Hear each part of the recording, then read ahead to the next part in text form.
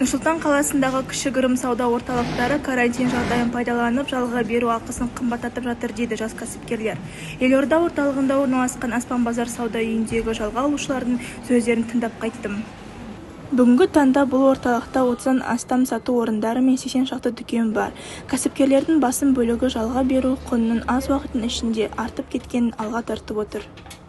Шынымен де аренданың ақшасын қымбаттап берді. Мысалға алатын болсақ, 1 квадрат метрға 15 мың деп айтты бізге. Енді өзіңіз ойлап қараңыз, мынау шапкалардың өзі 6 квадрат метрді алады. Енді айына қаншама ақша шығып кетіп отыр. Олардың сөздерінше, басшылық карантин жағдайын пайдаланып, жалға беру орындардың бағасын үлкен деңгейге дейін арттырып жіберген. Қазіргі жағдайда бар сұрап отырғандары бағаны төмендету емес, ең болмаса көтермесе екен дейді жас кәсіпкерлер.